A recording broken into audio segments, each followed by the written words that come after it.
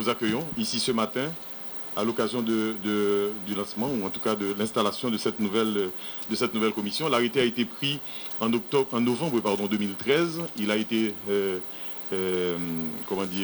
rapporté pour être corrigé parce qu'il y avait un certain nombre de manques. Et maintenant, nous pensons que à la fois cette commission a les moyens institutionnels, on va s'assurer qu'elle dispose aussi des moyens financiers pour faire le travail qui est requis, non seulement en matière économique, en matière de sécurité sociale, sanitaire, en matière de sécurité tout court.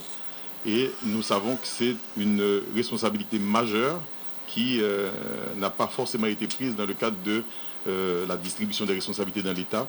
Et aujourd'hui, donc, c'est une équipe de personnes qui s'y connaissent, qui est appelée donc, au chevet de cette commission. Je lis donc l'arrêté présidentiel qui nomme cette commission Liberté, Égalité, Fraternité, République d'Haïti, arrêté, Michel-Joseph Martelly, président. Vu la Constitution, notamment son article 136, vu le décret du 17 mai 2005 portant organisation de l'administration centrale de l'État, vu le décret du 17 mai 2005 portant révision du statut général de la fonction publique, vu l'arrêté du 1er juillet 2015 modifiant celui du 9 octobre 2013 portant création de la commission technique de gestion des frontières, considérant qu'il y a lieu de nommer le secrétaire exécutif de la commission technique des frontières ainsi que les membres du secrétariat de celle-ci, sur le rapport du ministre de la Justice et de la Sécurité publique, de l'économie et des finances, des travaux publics, transports et communications, de l'intérieur et des collectivités territoriales, du commerce, de l'industrie, de l'agriculture, et après délibération en Conseil des ministres, arrête, article 1er, le citoyen Max Antoine est nommé secrétaire exécutif de la commission technique de gestion de frontières, article 1er, petit 1, les citoyens Marc Kernizan et Joseph Leslie Sanz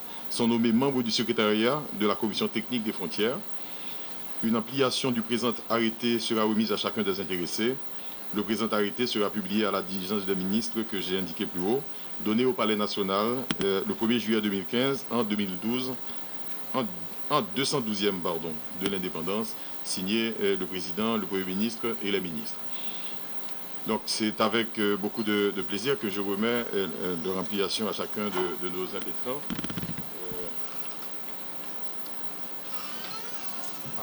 Ça n'a pas été fait dans l'ordre, vous m'excuserez, cet accro.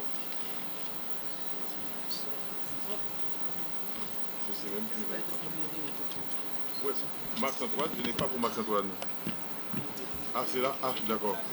Ah ben, donc, c'est celui que j'ai lu, alors d'accord. Voilà. Donc, monsieur Max Antoine, bravo.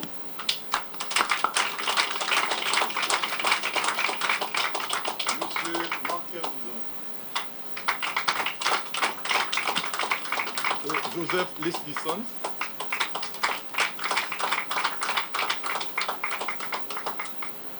Donc là, je vais repasser la parole à monsieur le ministre de la Communication. Je voudrais seulement rappeler que depuis maintenant 2-3 mois, le ministère est tout le temps sollicité par les membres de l'ADI, les membres du secteur privé. Il y en a dans la salle que je salue, en la personne de Willem Lermke.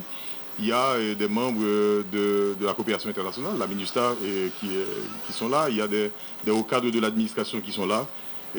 En tout cas, chacun en vos grades et qualités, je vous remercie d'avoir accepté notre invitation ce matin. Nous savons que c'est un sujet d'importance. L'ADI se plaint énormément de la porosité des frontières et de toutes les difficultés que nous avons à faire que le commerce avec la République dominicaine se passe dans des conditions, j'allais dire, également mutuellement avantageuses. Et puis il y a surtout les questions à traiter au niveau de la frontière entre deux peuples qui se mélangent et des questions qui doivent être traitées avec beaucoup d'intelligence et beaucoup de doigté pour faire que ces deux peuples qui se partagent une île arrivent à vivre dans la bonne intelligence et dans la bonne entente pour le développement de ces deux pays qui sont en fait deux pays liés par la nature et par la vie. C'est un espace stratégique d'échange et de rapport avec nos voisins. La frontière, contrôler, l'espace est un devoir régalien, un devoir indispensable pour l'État. Mais c'est aussi un espace d'opportunité, une opportunité d'échange, de croissance. Ce potentiel non géré nous fait perdre la capacité du peuple de demeurer sur ce territoire et de nous développer. Et j'accueille donc avec bonheur ce comité et au niveau du ministère de l'Intérieur, nous attendons beaucoup de cette commission et nous espérons que dans les 2-3 mois qui viennent, les résultats de ces études nous aideront à mieux nous ajuster à nos obligations au niveau de la frontière. Le ministère de l'Agriculture en particulier accueille favorablement la mise en place de cette commission technique de la zone frontalière. Comme vous le savez, depuis déjà quelques mois, le ministère de l'Agriculture, tout seul, pratiquement tout seul, s'investissait à, en particulier, essayer de protéger l'entrée dans le pays d'un ensemble d'organismes qui pourraient être nuisibles non seulement à la population, mais aussi à notre production. Vous avez entendu parler de la mouche méditerranéenne, comme vous avez entendu parler des problèmes avec la farine. Vous avez sûrement entendu parler d'autres problèmes zoophytosanitaires nuisibles qui pourraient normalement mettre en péril tous les efforts entrepris par ce gouvernement jusqu'ici pour stimuler l'investissement privé, stimuler la production nationale. Donc, le secrétariat technique devrait nous accompagner avec le ministère de la Communication, le ministère du Commerce, le ministère des Finances, la Direction générale de la douane, non seulement dans la mise en place du service de quarantaine, mais aussi dans le respect du système de traçabilité que nous sommes en train de mettre en place au niveau du ministère de l'Agriculture, autour de la mise en place de l'unité de protection sanitaire, l'UPS, qui actuellement est financée par la Banque mondiale, la BID, et que sur la structure sur laquelle nous comptons vraiment faire la promotion de la production locale, que ce soit en République dominicaine ou dans les autres pays comme l'Europe, les États-Unis. Donc, quand on parle de défense, quand on parle de frontières, on est dans mon domaine. Et Dieu fait les choses des fois sans donner les preuves. Sans donner les preuves, je trouve qu'à cette commission, il y a 2 officiers de ma promotion, 2 majors, le major Rusty Sands et le major Marc Kianizan. Dieu fait les choses sans donner les preuves des fois. Alors, vous savez que Haïti partage avec ses domaines 450 km de frontières. Et ça s'étend sur 4 départements. Malheureusement, que depuis 1994, les forces de défense de ce pays ont été mises à mal. Il a fallu la vision du président Martelly, justement, pour remédier à cet état de choses. Dans son propos d'introduction, le ministre Lalo a parlé d'ACDI, de ministre des instances internationales, qui pianotent sur le commerce, sur l'économie. Mais moi, je me réfère à la Bible pour dire, selon les Saintes Écritures, si Dieu ne veille pas sur la cité, c'est en vain que les ouvriers travaillent. Il nous faut rétablir nos forces de défense pour pouvoir accompagner cette commission, pour pouvoir accompagner le ministère de l'économie qui justement accuse un déficit d'environ 500 millions de dollars américains là, sur la frontière, parce que c'est la seule frontière la plus poreuse qui soit au monde, en raison des forces de défense qui ne sont pas là. Monsieur le ministre, j'accueille favorablement cette commission. Je vous promets que le ministère de la Défense fera tout en son pouvoir pour accompagner la commission et établir sur les 81 points de passage clandestin enregistrés sur la frontière, établir un bouclier justement pour juguler cette crise et faire en sorte que notre économie reprenne ses droits.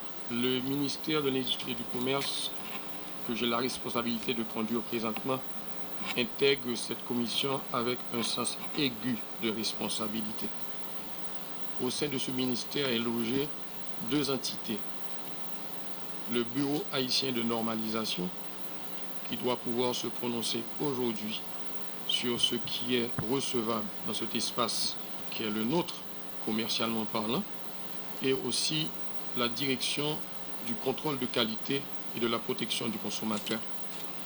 Intégrer cette commission technique des frontières, au sens très large, invite le ministère que je conduis à pouvoir montrer cette responsabilité aiguë que j'ai mentionnée tantôt, à pouvoir contrôler que ce qui est reçu, ce qui est importé, ce qui est consommé répond aux normes souhaitées par toutes les conventions internationales engagées, comme nous le faisons aujourd'hui avec cette commission, à contrôler l'entrée sur le territoire de ce qui est recevable.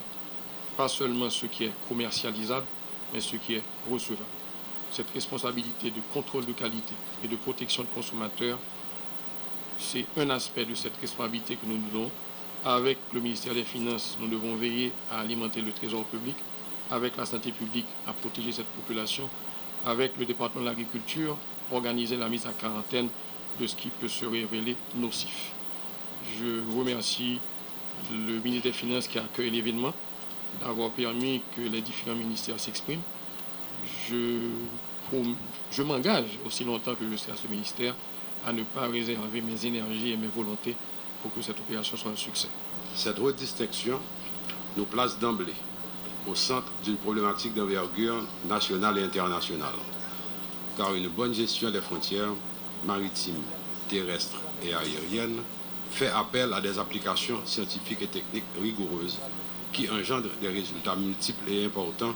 Elle permet en effet de percevoir le pays comme un État stable, favorable au commerce légal et à la promotion des investissements, de mettre en place aux portes d'entrée du territoire des facilités administratives et technologiques répondant aux standards internationaux, de rationaliser le transit commercial, de réguler la migration. Elle facilite aussi l'amélioration des recettes fiscales en éliminant les activités illicites, la contrebande et toutes autres activités malhonnêtes. Une bonne gestion des frontières placera notre pays dans la logique des nations développées qui, depuis les actions terroristes du 11 septembre 2001 survenues à New York, ont mis sur pied des mécanismes facilitant des prises de décision communes et pluridisciplinaires entre différents services permettant une gestion intégrée des frontières. Les plus hautes instances de la République d'Haïti ont compris les enjeux. L'arrêté du 1er juillet 2015 portant création de la commission technique pour la gestion intégrée des frontières donne un mandat clair à cette entité. Il s'agira, entre autres, de faire l'inventaire des éléments constitutifs, les besoins et formuler les mesures de correction nécessaires, évaluer les investissements en infrastructures et équipements indispensables et rechercher les bailleurs et partenaires susceptibles de fournir l'assistance technique et les ressources nécessaires. Promouvoir l'amélioration de la coopération entre les partenaires nationaux et internationaux. Entreprendre particulièrement sur la frange frontalière des projets de développement. Et je sais que pour ce qui a trait au ministre de l'Économie et des Finances, ce volet lui tient particulièrement à cœur parce que la frontière étant une zone de grande pauvreté, il est temps que le gouvernement entreprenne des activités pour relever le niveau de vie des populations qui y vivent. Dans cet esprit, la Commission technique des frontières, à travers son secrétariat exécutif, devra tout mettre en œuvre pour renforcer la présence de l'État aux frontières en mettant l'accent sur les capacités de l'administration à collecter des taxes et redevances, organiser la sécurité des espaces frontaliers, encadrer et accompagner les populations, fournir de meilleurs services aux usagers, opérant avec la douane, l'immigration, la quarantaine. En ce sens, nous donnons la garantie aux opérateurs du secteur privé, aux associations patronales, que le secrétariat exécutif collaborera avec les associations et les opérateurs économiques pour alléger certaines tracasseries et combattre avec rigueur la contrebande, le concert avec évidemment la douane et les institutions spécialisées. Dans les 70 villes côtières s'étalant sur 1771 km du littoral et dans les 17 communes de la frange frontalière terrestre, l'État et ses agences devront être plus présents, plus performants pour améliorer la qualité de vie des habitants de ces localités encadrer les autorités locales, moderniser les postes frontières, sur mer, sur terre et dans les aéroports. De plus, sur la frange frontalière terrestre, des investissements publics et privés devront être consentis afin notamment de créer des emplois durables et de rééquilibrer au fur et à mesure les paramètres économiques entre les communes limitrophes haïtiennes et dominicaines. Dans cette perspective, la Commission technique des frontières coopérera avec le Quisqueya Summit et les entités du secteur privé qui a déjà manifesté énormément d'énergie dans le domaine du développement des activités et d'investissement de la zone frontalière terrestre, et aussi évidemment les autres institutions du secteur privé des affaires afin de favoriser la concrétisation d'investissements projetés par les opérateurs économiques nationaux et internationaux.